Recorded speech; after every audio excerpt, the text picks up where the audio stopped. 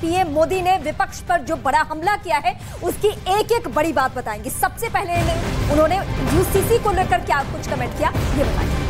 प्रधानमंत्री नरेंद्र मोदी ने हमला करते हुए कहा कि यूसीसी को लेकर लोगों को भड़काया जा रहा है, लोगों में भ्रम पैदा करने की पुरजोर कोशिश की जा रही है। और वहीं उन्होंने तुष्टीकरण पर हो रही सियासत पर भी हमला बोला। उन्होंने कहा कि जो 3 तलाक का समर्थन कर रहे हैं वो मुस्लिम बेटियों के साथ अन्याय कर रहे हैं।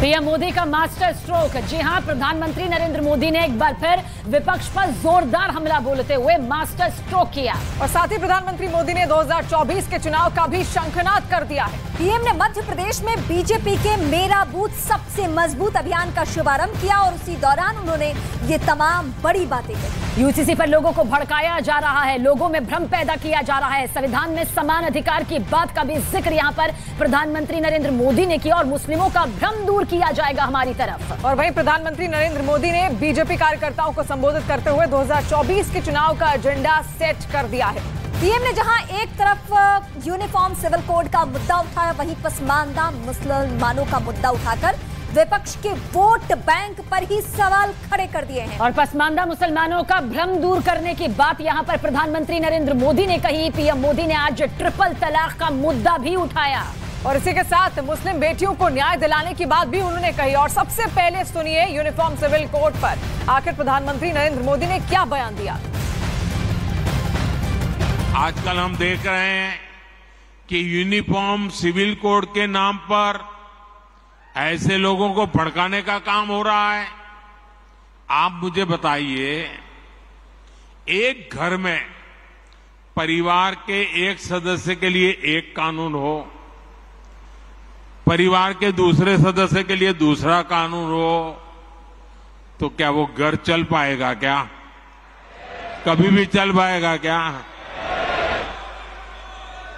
फिर ऐसी दोहरी व्यवस्था से देश कैसे चल पाएगा? हमें याद रखना है कि भारत के संविधान में भी नागरिकों के समान अधिकार की बात कही गई है।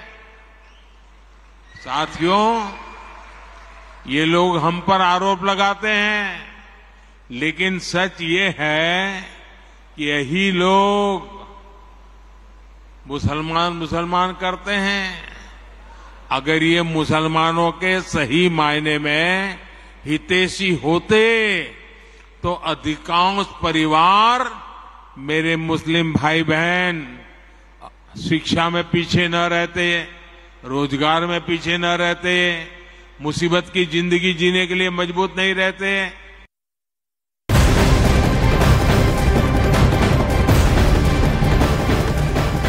और भोपाल में पीएम मोदी ने पसमानदा मुस्लिमों का मुद्दा भी उठाया। उन्होंने विपक्ष पर आरोप लगाया कि मुसलमानों का वोट लेकर उनकी आवाज को दबाया गया, उनका शोषण किया गया। ये पीएम मोदी ने कहा। दरअसल पसमानदा मुस्लिमों का जो जिक्र हो रहा है, उनकी संख्या 85% है। और मैं देखता हूं कि जो हमारे पसमानदा मुसलमान भाई बहन हैं, ये वोट बैंक की राजनीति करने वालों ने हमारे जो पसमानदा मुसलमान भाई बहन हैं, उनका तो जीना भी मुश्किल करके रखा हुआ है। वो तो तबाह हो गए, उनको कोई फायदा नहीं मिला है। वे कष्ट में गुजारा करते हैं, उनकी आवाज सुनने के लिए कोई तैयार नहीं है। उनके ही धर्म के एक वर्ग ने पसमानदा मुसलमानों का इतना शोषण किया है, लेकिन इसके ऊपर कभी देश में चर्चा नहीं हुई। जो पसमानदा मुसलमान है, उन्हें आज भी बराबरी का हक नहीं मिलता, उन्हें नीचा और अछूत समझा जाता है। इसी समाज में मैं मुसलमान समाज की बात कर रहा हूं। मुसलमान भाइयों में जो हमारे पसमानदा भाई बहन हैं, जो पिछड़े हुए हैं, मैं उनकी बात करता हूं। बीजेपी के कार्यकर्ता जब इन तथ्यों और तर्कों के साथ मुसलमान भाई बहनों के पास जाएंगे तो उन्हें ज्यादा बेहतर तरीके से समझाएंगे और उनका भ्रम भी दूर होगा।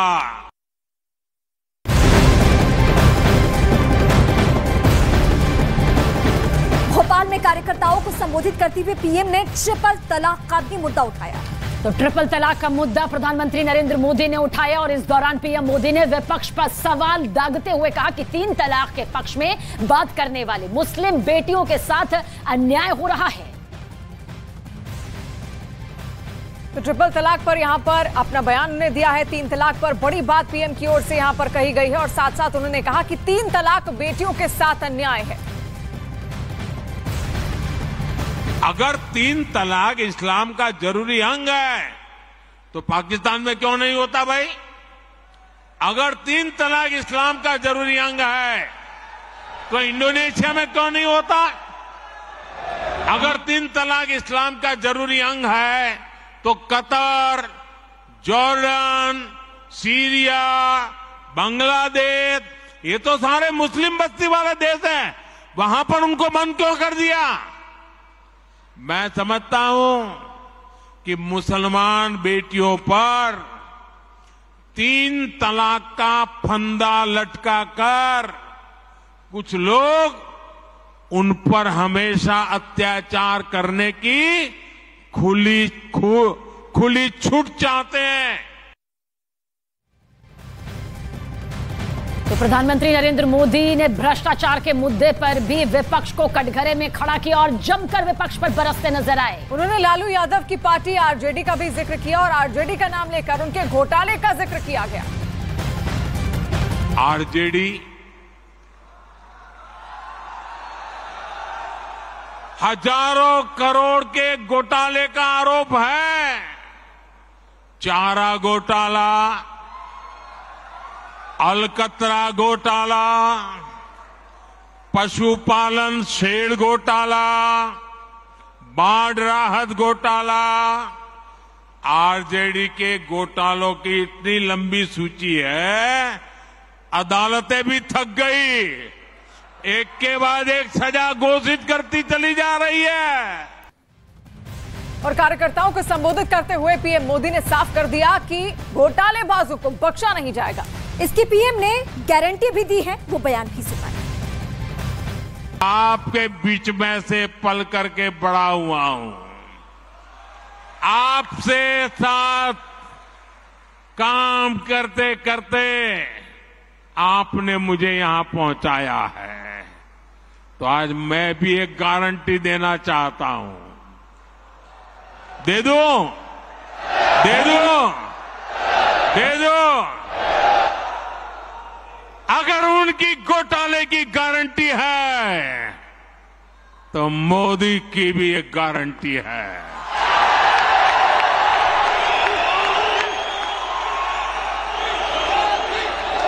और मेरी गारंटी है, हर घोटालेबाज पर कार्रवाई की गारंटी।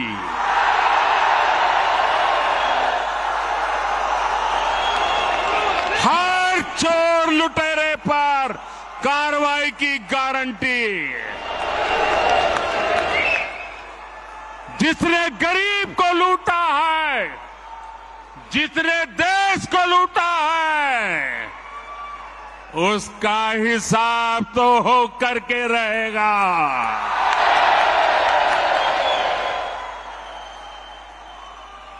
आज जब कानून का डंडा चल रहा है, जब जेल की सलाखें सामने दिख रही है, तब जाकर के ये जुगलबंदी हो रही है।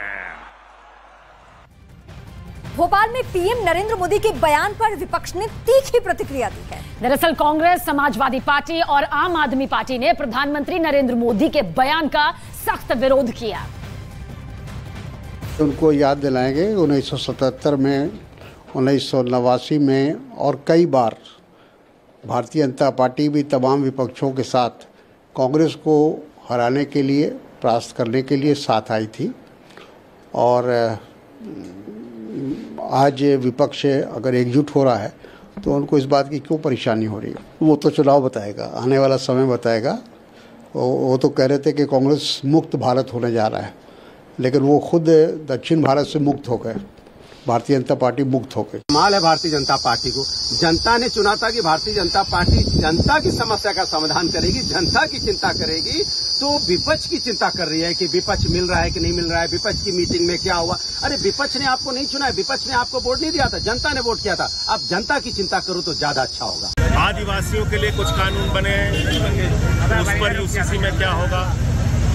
371 के जो कानून है, जो नॉर्थ ईस्ट के और हिमाचल के राज्यों को कुछ विशेष अधिकार मिले हैं, उस पर यूसीसी में क्या होगा।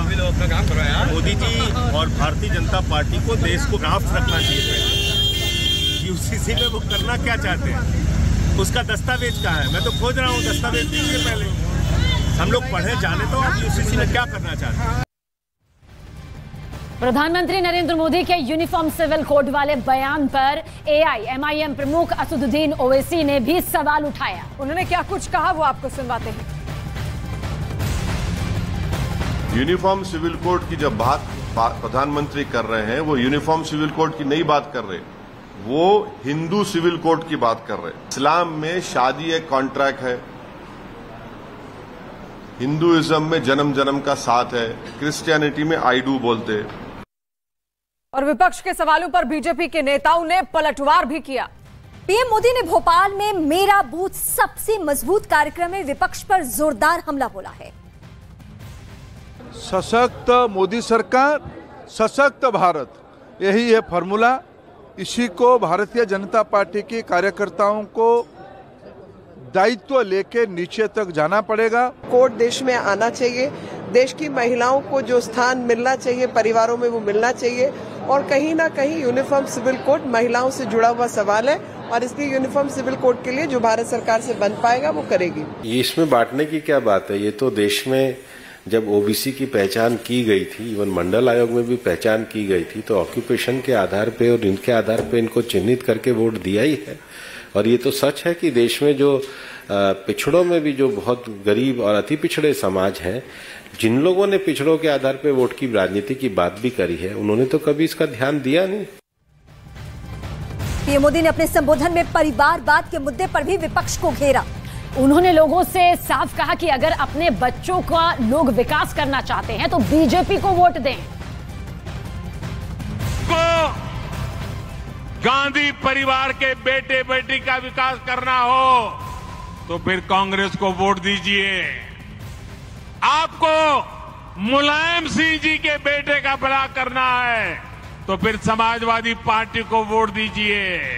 अगर आप लालू परिवार के बेटे बेटियों को उनका भला करना चाहते हो तो आरजेडी को वोट दीजिए।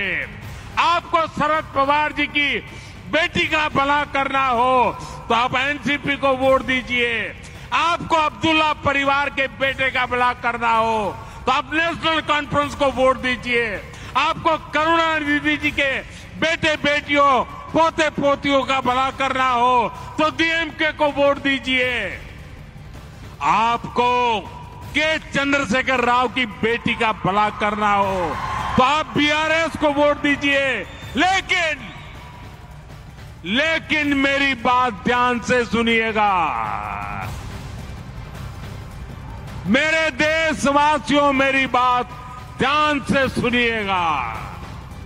अगर आपको अपने बेटे का, अपनी बेटी का, अपने पोते का, अपनी पोती का, अपने नाते का, अपनी नाती का, अगर आपको अपने परिवार के बच्चों का भला करना है तो आप वोट भाजपा को दीजिए।